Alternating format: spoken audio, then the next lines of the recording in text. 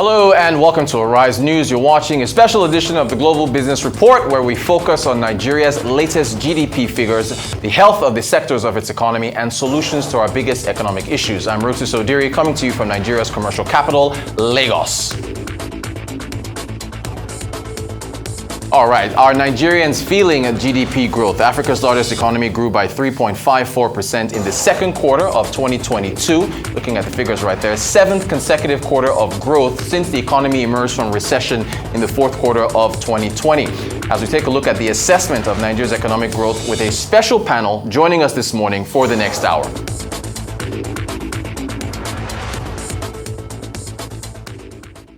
All right, for more, we are joined, of course, in Lagos by Chinwe Egwim, who is the Chief Economist, Coronation Merchant Bank. Also, Tilewa Adebajo, CEO, the CFG Advisory. And from our Abuja studios, Professor Joseph Nana, Chief Economist with the Development Bank of Nigeria. Good morning to you all. Thank you so much for joining us. So I guess we've seen the figures. I want to get a brief summary from the panel on these latest economic growth numbers. Chinwe, let's start with you. How would you assess these latest figures? Okay, thanks, Rotus. Let me start with the year-on-year perspective. So from the year-on-year perspective, GDP growth maintained an upward growth trajectory and posted an improvement when we consider the growth figure recorded in the first quarter of the year. That was 3.1%. However, I am of the opinion that GDP growth figures close to estimated population growth, which is approximately 3%, are good, but not worth long-term celebration. It points towards an absence of inclusive growth. Perhaps growth figures of 5% may be more exciting. However, it is worth mentioning that macroeconomic shocks that were felt across different countries triggered by the ongoing Russia-Ukraine crisis is being seen in the Q-on-Q growth trend. We saw contractions across select sectors. And overall, on a Q-on-Q basis, GDP actually did contract by about 0.4%. And that is reflecting slower economic activity compared with the preceding quarter. The Q-on-Q decline can be partly attributed to upticks in prices of deregulated petroleum products, as well as select manufacturing inputs on the back of the Russia-Ukraine crisis. Now, broadly speaking, on oil and non-oil, the oil economy recorded negative growth for the 9th consecutive quarter, contracting by about 11.8% year-on-year. The Bureau also disclosed that oil production was lower in Q2 at 1.43 million barrels per day. Now, the sector continues to suffer from production shut-ins as a result of crude oil theft, vandalism, prolonged repairs, and community issues, among others. Regarding the non-oil economy, which grew at a slower pace, that at 4.8% year-on-year, versus 6.1% in the previous quarter. Its key drivers were sectors that have featured as green shoots over the past few quarters, which are transport and storage, finance and insurance, telecoms, agriculture, real estate, and manufacturing. This, of course, is on a year-on-year basis. To an extent, the figures mirror current economic realities, particularly when we look into the Q-on-Q trend. Thank you so much, Chinwe. Really appreciate that. Professor Joseph, let me come to you in our Abuja studios. What's your assessment of what we've seen so far, these latest economic figures out of Nigeria? Thanks, Rhoda. It's nice to be here. Good morning, everyone. So let me be clear. Chinwe has rang out some of the important figures to capture the macroeconomic performance for Q2. But in my assessment, I would have to say she's correct. Because if you look at the Q-on-Q growth, it has actually declined.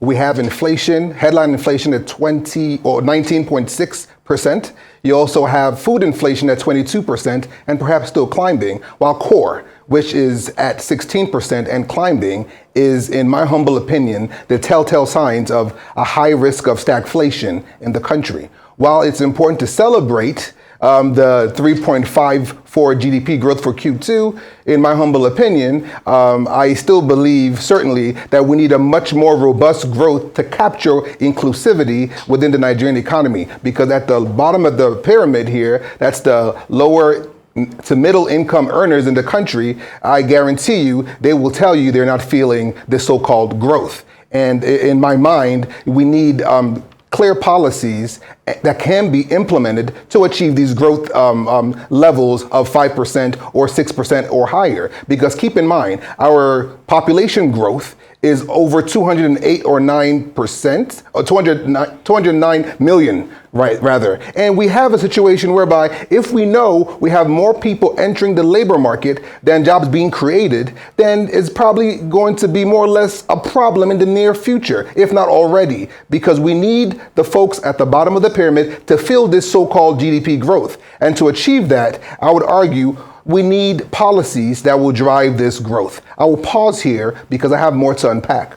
All right, that's why we have you three to unpack all this stuff. Tilewa Adebajo, CEO of the CFG Advisory, what's your assessment of these numbers we've seen so far? Well, good morning. I think the previous speakers, have highlighted the issues at hand.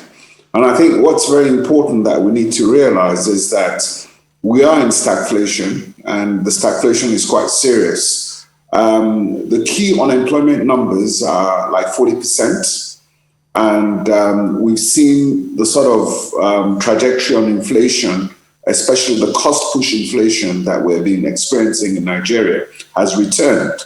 Now we had that under control, but now I think it's beginning to spiral out of control. And when you have such cost push inflationary pressures with high unemployment, and your economy is only growing at 3.5%. And as the previous speakers have said, year on year, we've actually seen a contraction. I think clearly the economy is in stagflation. It was in stagflation last year. We tried to bring down the inflation numbers, but now we've lost control of those numbers. So we're back in a situation of stagflation, and that's really what we need to control. If you take a look at the dynamics of interest rates and inflation, you see that real rates in Nigeria are actually negative, and you're seeing how that is beginning to impact the yield curve. With the monetary policy out of sync, and we know the situation with the fiscal policy, in terms of the 25 trillion in ways and means financing, which is also pushing inflation up. We're in a situation where we really need to refocus our policy framework and begin to take a look at the realignment of monetary and fiscal policy. We have 100 million Nigerians that are in poverty. And if we're going to do anything to improve the economy, the GDP growth you're seeing at 3.5% is not going to do the trick. We're looking at GDP growth of at least 8 to 10% per annum on a sustainable basis for Nigerians to begin to feel the real impact of GDP growth. Thank you so much. Professor Nana, let me come back to you in Abuja. And we're glad we have you because you are, of course, the chief economist at the Development Bank of Nigeria. And I think I want to put up the institutions that we have, the development finance institutions. Are the efforts of these institutions being felt? Because, of course, you mentioned the fact that people at the bottom of the pyramid not essentially, feeling the impact of economic growth. So I guess I want to talk about the role of these institutions and whether or not their efforts are being felt by Nigerians. Thanks for the question, Rodis. So that's a very good question. You see, the DFI subsector, if you like, the industry as a whole, they have varying mandates. For example, Bank of Industry finances small, medium enterprises, as well as large enterprises. The Nexim Bank finances export-related transactions. BOA, chiefly on agriculture, but we've seen the central bank carrying the heavy lifting on that. Anchorbar's program has turned out roughly 1.1 trillion naira, I believe. But the DBN, let me speak to the DBN. The DBN, since operations, we've been 5 years in operations now. And I can tell you, in these 5 years, we've been able to disburse over 500 billion naira to over 230,000 MSMEs across the country. Now, I can ring out some figures for you. We have women chiefly represented in our disbursement transactions, whereby receiving 60 or more % of our total disbursements. If you look at the situation in the focus states where they're financially excluded, we have made sure we've provided impact there. We have 3 broad mandates on lending, risk sharing, which is basically to de-risk the MSMEs. You see, the MSMEs have essentially been categorized as high risk, because the perceived risk there is why the DBN was actually started. And we have a wholly funded credit guarantee company. Now, this credit guarantee company is here to basically help the participating financial institutions, our commercial banks, investment banks, mortgage banks, and microfinance bank, to help push funds to the MSME subsector. As you can see, the financing gap in this sector is roughly estimated around 617 billion naira. That's yearly financing gap now. That's a lot of funds. And the ecosystem we play in cannot plug that gap alone. The DBN cannot do it alone. The DFI space can't do it alone. And we need more players and more energy focused in this ecosystem, because at the end of the day, MSMEs are the engine of economic growth. They contribute more than 50% to the Nigerian GDP. That's 1. 2, they provide about 80 to 90% of employment. That's a fact. And 3, and more importantly, if you're trying to look at the MSME subsector, these folks essentially are 90% of them are micro businesses. That's a one-man, one-woman owned business. And these folks are still employing labor. That's quite impressive to me. When we go across the country, we see the entrepreneurial spirit of these individuals. That makes my heart smile, but notwithstanding, they still have a significant challenge, because access to finance is part of the policies that the government, as well as the monetary authorities, can actually help improve. The DBN is trying, but we need to continue to put hands together to have a cohesion in our policy generation as well as implementation. Because in the end, if MSMEs are feeling the pinch of not getting access to finance, the country as a whole cannot feel the so-called growth of the 3.5%. But more importantly, if I'm being fair in my assessment, I think we have done a great job in alleviating the financial constraints of MSMEs in the country. However, more needs to be done, because at the end of the day, the DBN or all the financial institutions in the DFI space cannot fund this or plug this gap. So I think, left to me, I believe it's important for us to look at the lens, from the lens of the MSMEs. How do they feel? Are they receiving the necessary funding for their respective businesses?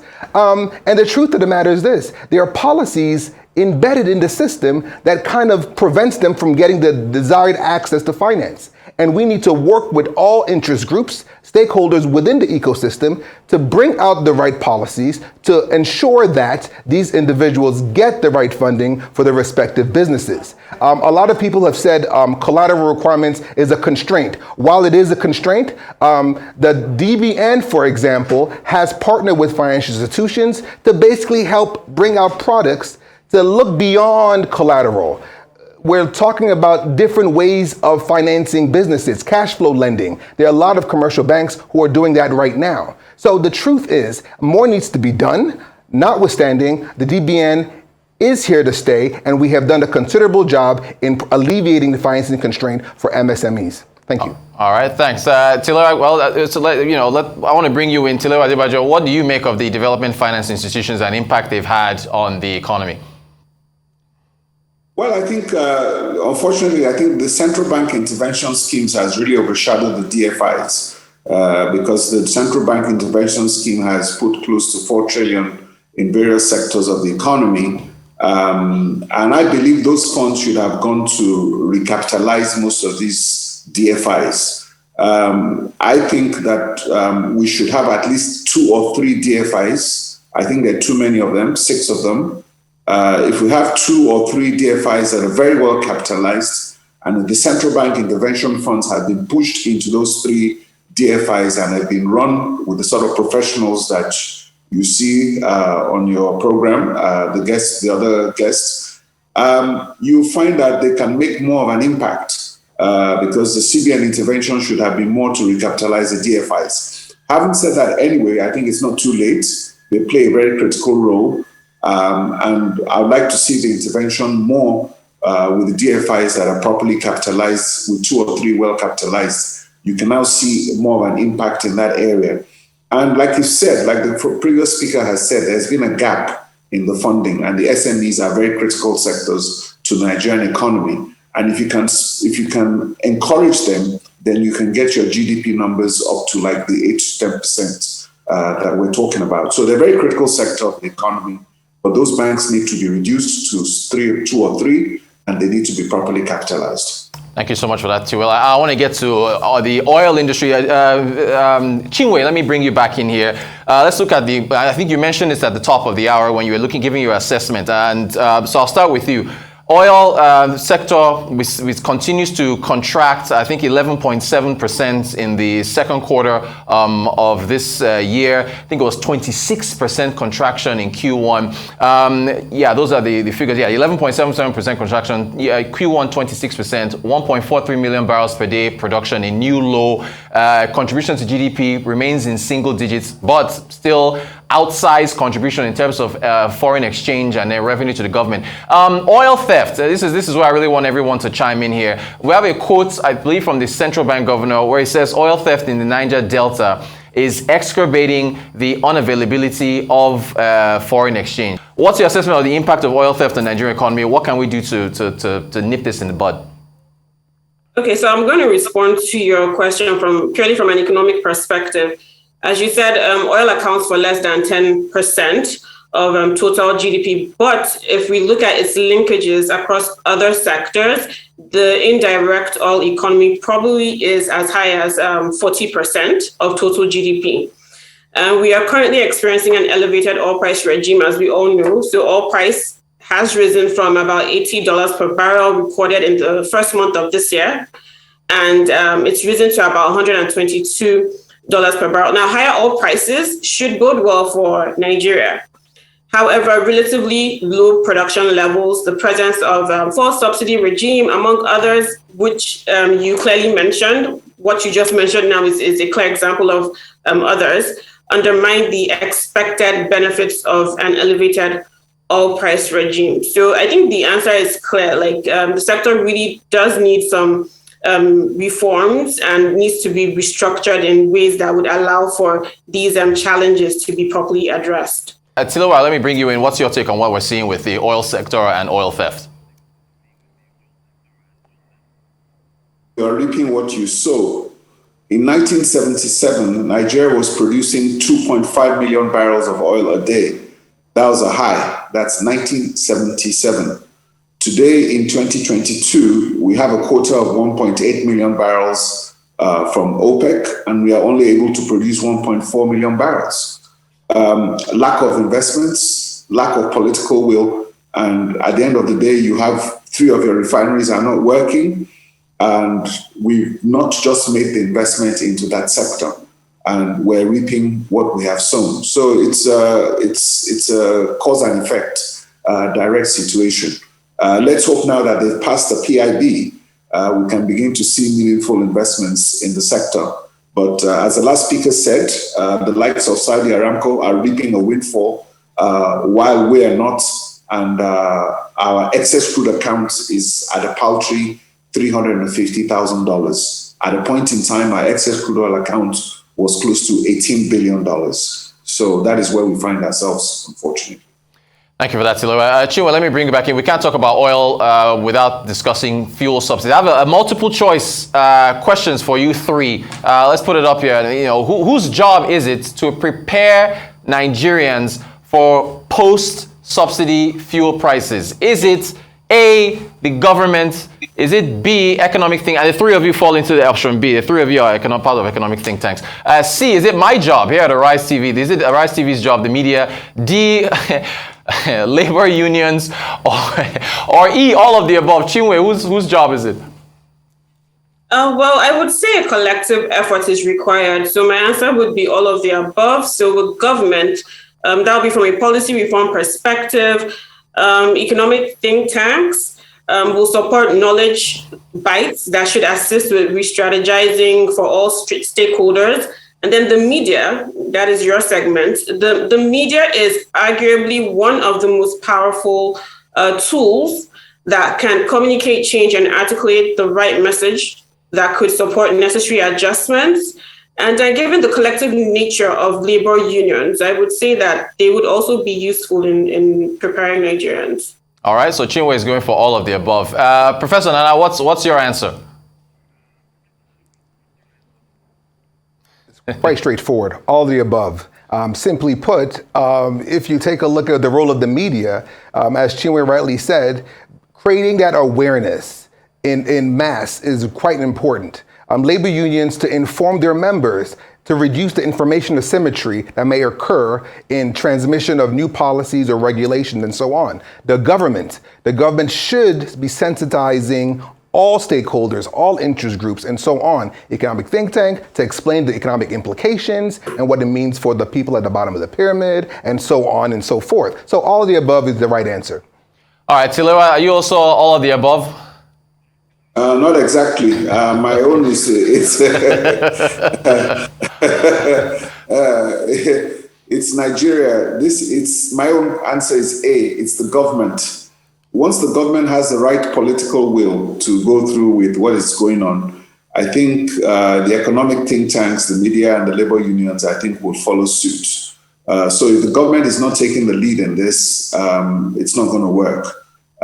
We've seen a situation where the subsidy regime has been politicized. We're spending 8 trillion on the subsidy this year alone. We do not have enough revenue to even service our debts. So our revenue numbers are down because we're paying subsidy. NNPC has not remitted money into the Federation account, or very little. The government is in violation of the Fiscal Responsibility Act and also the CBN Act. So we are in a precarious situation with the government. And I think the government needs to reverse this trend, and I think everybody else will follow. If there's no political will, I think we'll still be talking about this next year. All right, we're going to take a quick break. We'll return in just a moment with our panel. It's the Global Business Report on the Rise TV, special conversation on Nigeria's economy. Stay tuned.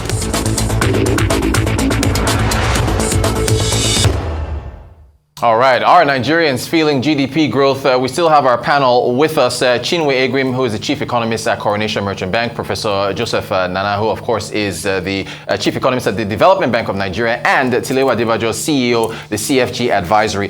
So we've touched on oil, we've touched on summaries of the economic growth. I want to get to the non-oil sector and maybe drill into a few of these sectors, starting with agriculture. I want to get the panel's thoughts on agriculture. We've already talked about food inflation. You're seeing the contributions to GDP there, 23.24%. However, we saw agriculture grow by just 1.2% in the second quarter. So I guess, Chinwe, starting with you, I mean, those numbers seem pretty low. What's your take on what we're seeing in the agriculture sector right now? Okay, as you said, let's dissect that sector. So crop production was the major driver for that sector. It's been the major driver for at least 12 quarters. And the segment grew by 1.5%, so just slightly better than the overall GDP figure for agriculture as a whole. Now, forestry and fisheries, those segments grew by 1.3% and then 0.9% respectively. However, the livestock segment contracted by about 3 or slightly lower than 3%. Agriculture, as you said, contributed as high as 20% to total GDP in the second quarter of the year. Now, the sector's performance can be partly hinged upon interventions that the sector has enjoyed. Some of those interventions were mentioned earlier in our conversation. However, it is worth highlighting that in addition to rising costs of farm inputs, the sector is adversely impacted by insecurity, as well as storage and logistics issues. And then you can see how that is, feeding into food inflation rates, which also happens to be the key driver for the headline inflation rate. So as for rising food inflation, cost push inflation is driving current inflationary pressure. The supply side constraints need to be tackled. Structural issues also need to be addressed in order to tackle these supply side constraints. Supply bottlenecks affect food supply and food prices strongly. Imported food prices as well strongly influence headline inflation rates. So the pass-through effect that you see with the FX movements is also being felt when you walk into departmental stores that house imported food items. Thanks, Chinwe. Professor Nana, what's your take on what we're seeing in the agriculture sector? Well, I would like to have seen the agriculture sector have a higher GDP number because Nigeria does not operate in a vacuum. So the Russia-Ukraine war has obviously adversely affected the price of foodstuffs in the country, but notwithstanding, the intervention program by the central bank, Anchor Barge program, as I earlier mentioned, had about 1.1 trillion naira into the sector. Now, in my mind, that would imply that the food prices should be coming down. But inflation, which is the input price inflation that's coming into the country, is probably triggering these numbers. So it goes back to the initial topic. Are Nigerians feeling the growth? So in my mind, when you think about the numbers for the agriculture sector, we can easily see that the common person on the street will go to the market and buy beans, buy gari, buy fish, you name it, those prices has gone up. Cooking gas has gone up, kerosene has gone up. So all these numbers are speaking to a lower purchasing power to everyone in the country. Consequently, they're not feeling this so-called growth. But speaking squarely on the agriculture sector, insecurity was already mentioned as part of the issues regarding harvesting of crops and so on for crop production. Additionally, perhaps we need more irrigation, even though we're in raining season. We need widespread irrigation across the country to ensure we get whole year farming. Nigeria, once upon a time, used to be an agrarian economy. But now we're seeing us move away more so and go into a more service-driven, import-oriented economy. We're still importing different food items. Even though we should be reducing the level of imports, we're still importing food items, which tells us that the level of production in the country is not meeting the demand of the population. As such, I would like to see policies that will help improve these players in the ecosystem. Storage is actually a big problem. Non-oil sector, for example, the agriculture sector, we can derive a lot of revenue from exports. But because we have issues with the transportation and storage aspect in the value chain, that causes a constraint of the overall windfall we should be receiving from exportation. But as a result, since we're not producing enough, as it were, how could we even begin to export? Because the logistical constraints still remain, insecurity still remains, and as such, we're still challenged in this sector. That said, I'm hopeful that policymakers will address these constraints, thereby allowing smallholder farmers and subsistence farmers to enjoy the fruits of their labor, if you will. Thank you. All right, I like the pun. Tilewa, Adebajo, please, your thoughts on agriculture and what we're seeing right now. Well, I think Prof has spoken very well. I think I agree with him that we should be able to see more agricultural contribution to GDP. But I think in terms of the value chain for agriculture, I think that's missing within the GDP numbers. The value chain and the processing of the products, I think, are more into manufacturing. But having said that, I think Prof raised a very important point. We have spent 1.4 trillion directly on the Anchor Barge scheme and probably close to another 2 trillion on agricultural intervention. These are significant amounts of funds. And I think we now need to begin to ask ourselves the questions that by the time we're investing close to 3 trillion in a sector and core food inflation is still growing higher, we need to begin to assess the benefits of this so-called CBN intervention in agriculture.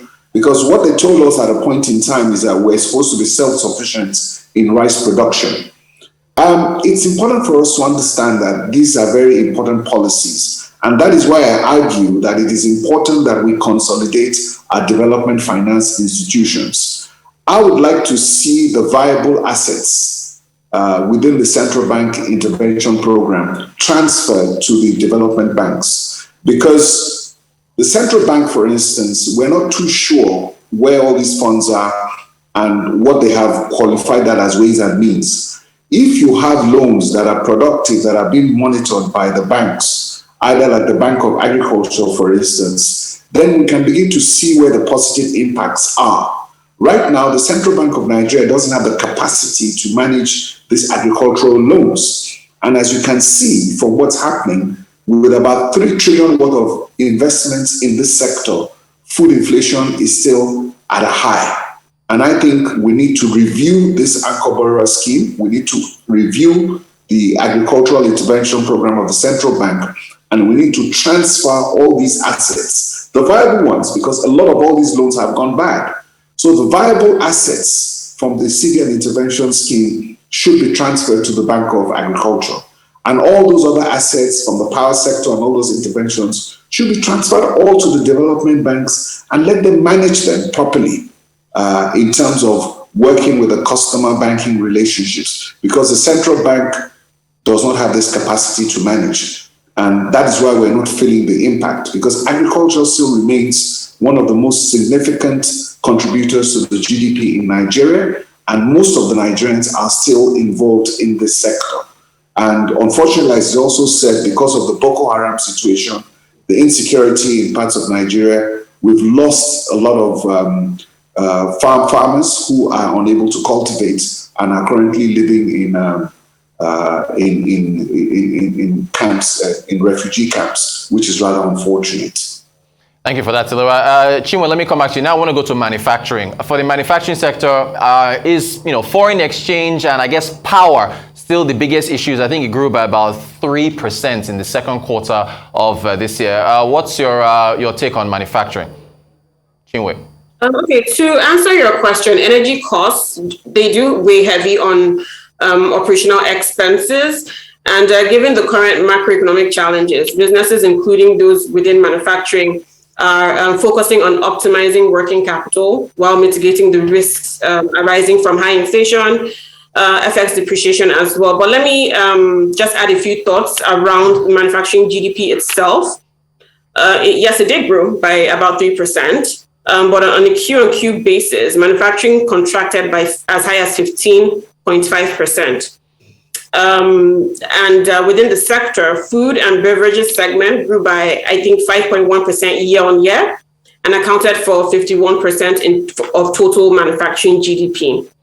The segment titled Textile, Apparel and Footwear contracted by about less than 3%. Cement, which has been posting significant growth over the past quarters, came in at about 4.9% year on year.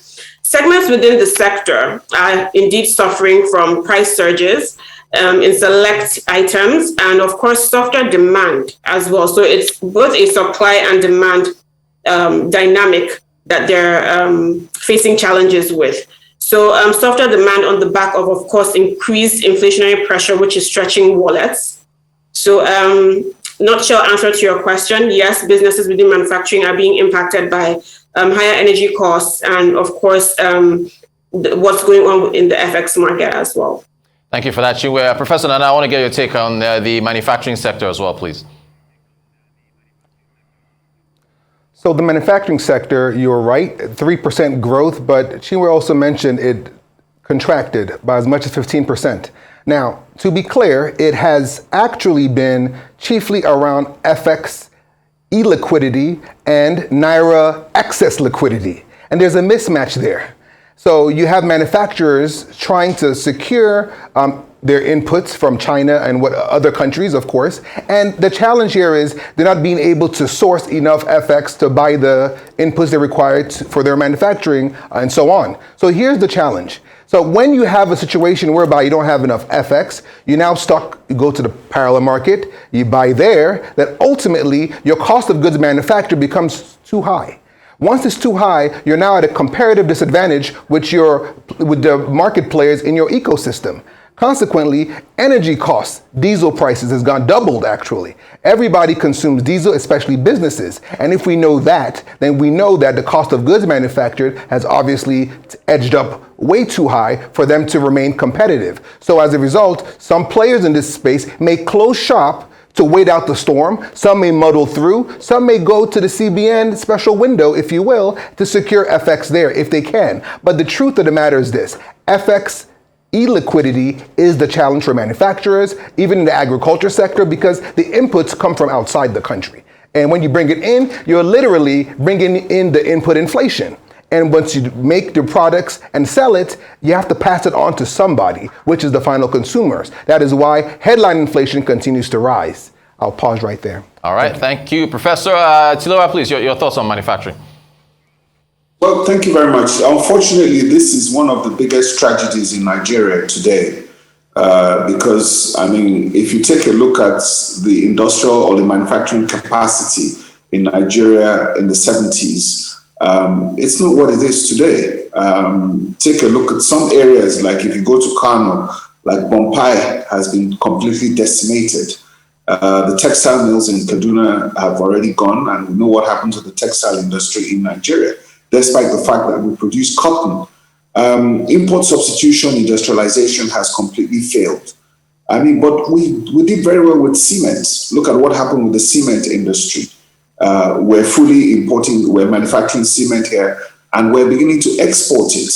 So unfortunately, we've not been able to replicate the success we've had in the cement industry across all industry because of the failure of government policy that once deindustrialized Nigeria.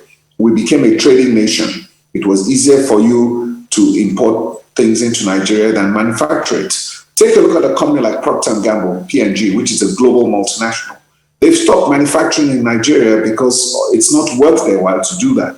It's cheaper for them to go to another subsidiary and import these products into Nigeria, despite the fact that they've invested over $300 million into a manufacturing plant in Nigeria, right there in Agbara. So our industrial policy and our trade policy, I think, needs a lot of tweaking for us to begin to see meaningful impact in manufacturing. And I think that's what we really need to do, because with the African Continental Free Trade Area coming up through, we need to be competitive. And I think, as the earlier speaker said, she mentioned the fact of the energy costs and how it's impacting Nigeria. Subsidies should have been removed at 15% a year. If we had removed the subsidies 15% every year over the last 7 years, we would have resolved this problem. Even now, if we just take 10-15% of the subsidies, we'll be there, because the subsidy regime is distorting our economy, and of course, it is impacting on our manufacturing competitiveness. Thank you so much for that, Tilewa. Chinwe, let me come back to you on trade. So, a slowdown in trade GDP compared to last year. Would you say the base effects are waning, or is there another issue here? Okay, so I often refer to trade or retail trade as a barometer of general economic activity. Yes, base effects are waning. Again, I'm approaching this from a Q-on-Q basis. We did see it grow by 3.8%, but that was compared with a contraction of -12 in the previous quarter. However, it is worth noting that there has been softer demand. I mentioned this already in this conversation, and adjustments to consumption patterns, which of course are being influenced by cost push inflation trends. So that is also a key driver for what we're seeing with regards to trends in the trade sector, demand. Thank you, Chinwe. Professor Nana, what's your take on trade? Is it a similar issue what we're seeing in manufacturing? Absolutely. I would have to say it's quite similar. But more importantly, the African Continental Free Trade Agreement essentially gives us an opportunity here to key into the notion of inter-African trade. And right now, to the best of my knowledge, I don't believe we have actually fully keyed into this. And that becomes a rather big problem, because Nigeria is large enough to capture the African market. And because we haven't keyed into it, I'm beginning to question its relevance, because we have the payment system that is kicking off, which is actually being floated by Afrexim, who is actually responsible for that. And that has the potential to wane us off the cost of duties and clearing costs and so on. Because in the end, if we key into the African Continental Free Trade Agreement, Nigerians overall will be better for it. But the issue here is this. Nigeria is largely a trade society. Everybody's buying and selling. At the wholesale level, the big trade ticket items, we need to actually be able to look at our counterparts in other countries like Ghana, like Sierra Leone, like South Africa, and so on within Africa. In the end, if we continue to trade amongst ourselves, we're better for it. We have to be able to get all the instruments in order, whether it's insurance, whether it's keying into the African Continental Free Trade Agreement, which in fact spells out what we need to do. So I'm kind of struck why we haven't done that yet as a country. But I'll pause here. But in the end, FX is a problem. And more importantly, information asymmetry still remains a challenge. Thank you. Thanks, Professor. FX keeps coming up and again. Tilewa, I think you mentioned trade when you're talking about manufacturing, but please, if you want to also touch on trade as well, Tilewa. Well, I think the numbers you put up have said everything, or from 22.4% down to 6.54% to 4.51%. These are very significant numbers, and I think we need to sit back a bit and understand exactly what's going on here. There's significant need for structural reforms within the economy, and I believe the last two speakers have talked about how this has impacted foreign exchange and foreign exchange issues, and of course the subsidy, and then we are no longer competitive with manufacturing. So I think this is a warning signal, and I think we shouldn't take these trade figures lightly. We need to put in the right policies to begin to stimulate trade. Thank you so much. Okay, we're running out of time. I'm going to jump ahead here and ask you three about art, recreation, and entertainment. And if there's a disconnect, because we've got the biggest stars in the world in music. Nollywood is very viable, yet we saw, I think it was 0.11% GDP growth in Q2. Contribution to GDP 0.21%. Chinwe, let me start with you. What's the disconnect here? What's your take on what we're seeing in arts, entertainment, and recreation in Nigeria? Okay, well, it could actually be a function of the methodology around capturing that sector, or could be that industries within the sector are not necessarily formalized. The issue of a large informal economy is one reason for the misalignment between the growth figures that are being recorded. Now, I understand that the MBS is expected to embark on a GDP rebasing exercise next year. I'm not sure if it's still going to happen, but I think that was information that we received a while ago. And some surveys, preliminary surveys, are already being conducted. And hopefully the rebasing exercise will capture this sector better for us to actually see how activities within the creative industry or the orange economy is impacting overall GDP. Thanks for that. If I should mention, the head of the Center for Promotion of Private Enterprise, Muda Yusuf, in his notes, he said that even maritime, that the Bureau of Statistics needs to look at the maritime sector again, because he says it's underreported. Thank you, Chinwe. Professor Nana, what's your take on what's happening with art, entertainment, recreation, as far as the figures, Professor?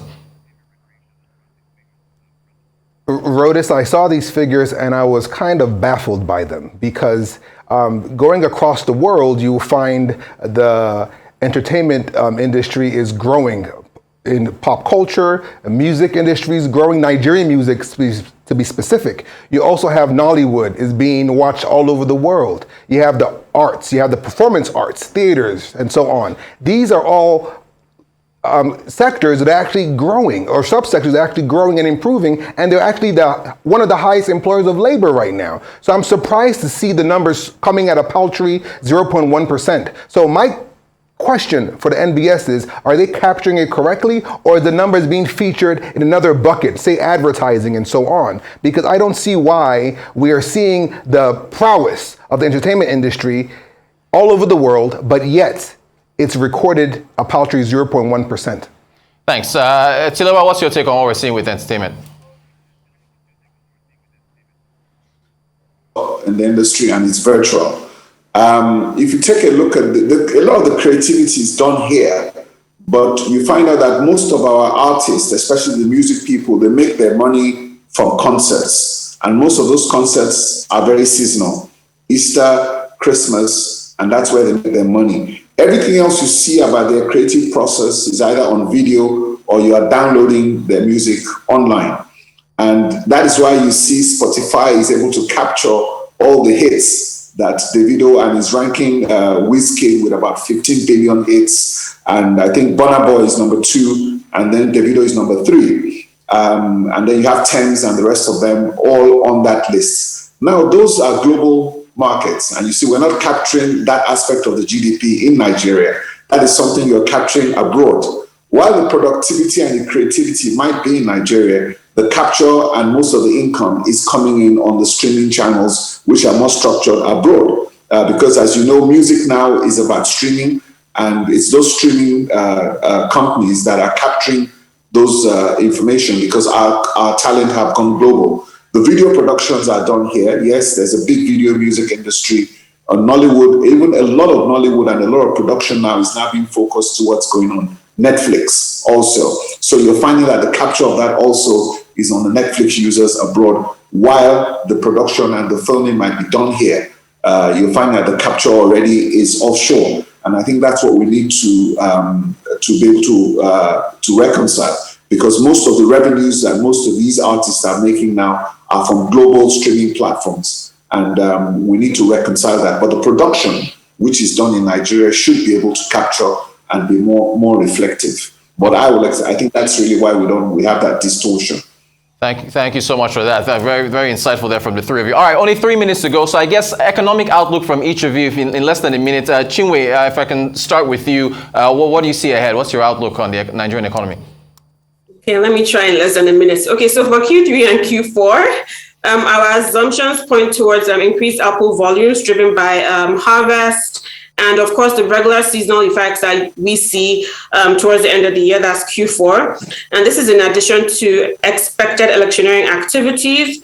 We also expect a small fiscal boost towards the end of the year. Other drivers include stable oil prices above $80 per barrel, sustained growth in select sectors, some of which we've covered in this conversation.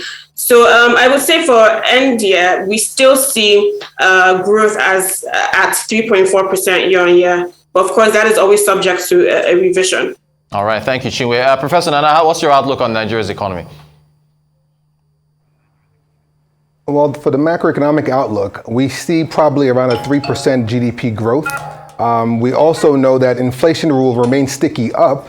Unemployment will still remain high.